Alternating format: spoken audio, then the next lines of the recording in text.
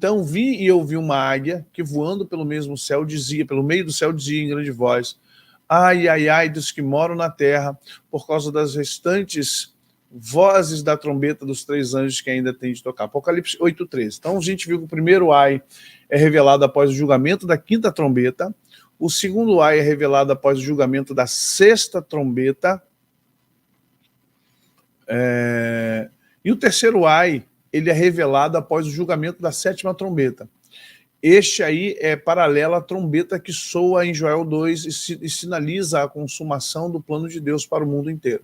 Esse terceiro ai marca o fim do julgamento de Deus sobre o pecado. Ele ocupa o livro do Apocalipse até o capítulo 19, quando o reino do Cristo é estabelecido na terra. Incorporadas nesse terceiro e último ai estão as 7 taças de ira de Deus, descritas em Apocalipse 16, de 1 a 21, que é justamente quando você vê que sétimo selo, 7 trombetas, na 7ª trombeta, 7 taças de ira. Você vai ver que esses contextos dividem a grande tribulação em 2 partes. Por isso que aqueles que dizem que, por causa da primeira ressurreição do milênio, fora de contexto. Não, a igreja não vai ser arrebatada antes, fora de contexto, porque durante a grande tribulação, você vê os santos que vieram, os santos que já estão lá, aqueles que já estão adorando. Gente, outra coisa, não estão dormindo, não estão mortos, né?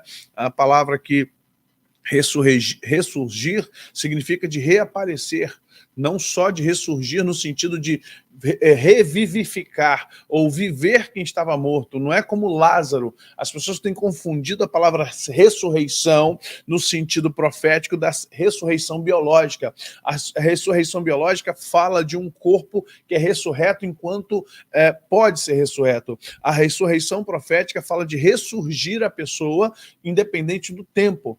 Repito para vocês que algumas coisas são ter coerências na leitura. Então é importante que você entenda que Deus não vai ressurgir um corpo que está enterrado há 1000 anos, até porque esse corpo possivelmente não existe mais.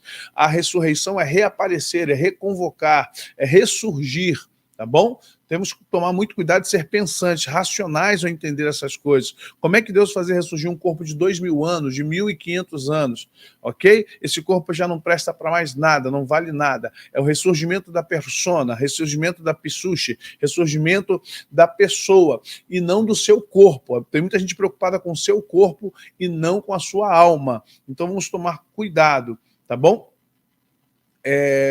Vamos pegar a questão dos 3 ais aqui. Então, eles vão se desenvolver dentro do contexto das trombetas, tá? Os 3 ais se desenvolvem da 5ª até a 7ª trombeta. Também, e vi outro anjo forte que descia do céu vestido de uma nuvem, e por cima de sua cabeça estava o arco celeste. Deixa eu só botar aqui. O arco celeste. E o rosto era como o sol, e os pés como colunas de fogo, e tinha na mão um livrinho aberto, e pôs o pé direito sobre o mar e o esquerdo sobre a terra, e clamou com grande voz, como quem brama o leão, e havendo clamado, os 7 trovões fizeram soar as suas vozes. Primeira coisa, vamos entender. Esse anjo, aparentemente, ele é um anjo muito forte, muito poderoso, que não é nenhuma classe de anjo que nós conhecemos no céu. Possivelmente esse anjo seja o Senhor. O João tem essa figuração de muitos anjos, não, de alma. Mente é outra coisa, Soraya. Mente é a soma de alma, de corpo e de espírito. Mente não é cabeça, não é cérebro, mente não é alma, mente não é espírito.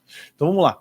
Esse anjo ele é muito poderoso para ser um anjo qualquer. Então, muitas vezes no Apocalipse, você verá João trazendo a figura de um anjo. Primeiro, esse anjo ele é muito poderoso, ele tem sobre a cabeça um arco celeste, o seu rosto brilha como o sol e os seus pés como uma coluna de fogo. Ou seja, é a mesma descrição de Jesus. Seus olhos como chama de fogo, o seu rosto brilha como o sol ao meio-dia, seus pés como latão reluzente. Então, a gente vai ver que esse anjo ele é muito parecido com a descrição do Cristo. Obrigado, Silvana. Deus abençoe sua vida. E sendo ouvidas dos 7 trovões das suas vozes, eu ia escrevê-las, mas ouvi uma voz do céu que dizia: sela o que os 7 trovões falaram e não os escreva. E o anjo que vi que está sobre o mar e sobre a terra levantou a mão ao céu e jurou por aquele que vive para todo sempre, qual criou o céu e a terra que nele há, e a terra é o que nela há, e o mar é o que nele há, e que não haveria mais demora, mas nos dias da voz do sétimo anjo, quando tocar a sua trombeta e se cumprir o segredo de Deus, como anunciou os profetas, seus servos. Primeira coisa que nós temos que entender, esse anjo também tem um livrinho na mão, né? Um livrinho, um livro de profecia, possivelmente um livro de profecias.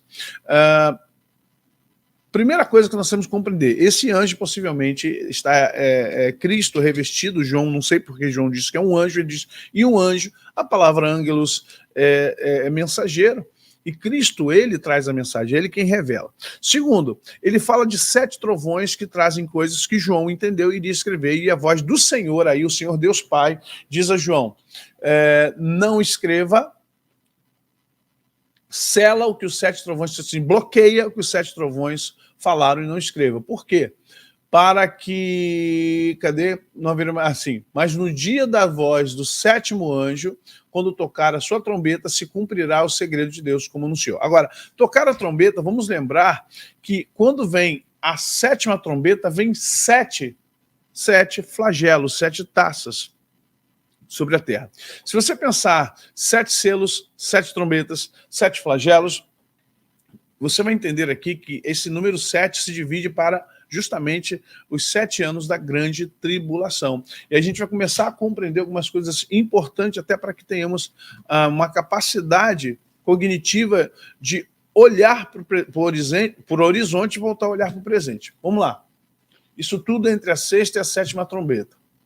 E o anjo que vi estar sobre, e o anjo que vi estar sobre o mar e sobre a terra, levantou a mão ao céu, jurou por aquele que vive para todo sempre, qual criou o céu e nele há, a terra que nele há, e o que nele há no mar, que não haveria mais demora, mas nos dias da voz do 7º anjo, quando tocar sua trombeta, se cumprirá o segredo dos anúncios dos profetas seus servos. E a voz que do céu tinha ouvido tornou a falar comigo, ou seja, é o mesmo texto, estou trazendo para vocês o quê? Uma questão de paralelismo, a gente precisa entender que há um paralelo. O que é esse livrinho? Para onde veio? Esse livrinho que é dado a João, voltando aqui, deixa eu ver aqui, e ele diz assim, e tomei o livrinho da mão do anjo e o comi, na minha boca era doce como mel, e havendo comido, meu ventre ficou amargo. E disse-me, importa que profetizes outra vez a muitos povos, nações, línguas e reis. Olha bem, e fui ao anjo dizendo, dá-me o livrinho. Ele disse, toma-o, come-o, e ele fará amargo ao teu ventre, mas na tua boca será doce como mel. Vamos lá, representações. João aqui, ele está no início da sua descrição de Apocalipse, ele está escrevendo a quem? Ele está como um profeta. Vamos ver Ezequiel aqui, 3 textos de Ezequiel, que traz algo muito próximo disso. Olha bem, então vi, e eis que uma mão se estendia para mim, e eis que nela estava um rolo de livro, e estendeu diante de mim, e ela estava escrita por dentro e por fora, e nele se achavam escritas lamentações, suspiros e ais. Depois disso, Ezequiel 2, 9 e 10, depois disso disse, filho do homem, come o que achares, come este rolo, e vai e fala à casa de Israel. Ezequiel 3, 1. Então abri a minha boca e me deu a comer o rolo, e disse-me, filho do homem, dá-me de comer o teu ventre, e enche as tuas entranhas deste rolo que te dou. Então comi, era na minha boca doce como mel. O que nós estamos vendo aqui, João, nitidamente, tendo a mesma experiência de Ezequiel. Ezequiel está no momento de profetizar a Israel. Qual Israel? O Israel que está dentro dos 70 anos de castigo, né? Dentro daquele contexto, Ezequiel, Jeremias, Daniel, os 70 anos em que Deus está restaurando. Lembre-se da visão de Ezequiel no Vale de Ossos Secos. Haveria como dar vida a esses ossos? Haveria... Tu sabes, Senhor, filho do homem, escreve, filho do homem. Se você olhar Ezequiel é muito próximo ao Apocalipse, que ele vai falar de Israel, Apocalipse fala da igreja e Israel, ele vai falar sobre a história de Satanás no capítulo 28, vai falar de todas as nações, dos reis, né, do príncipe de Tiro, Sidom, vai falar do Egito, vai falar de outras situações, e Ezequiel é muito próximo a algumas descrições de Apocalipse. Então, João vai ter a mesma experiência de Ezequiel no sentido do livrinho, né? Na questão da caracterização do livrinho. E ele diz...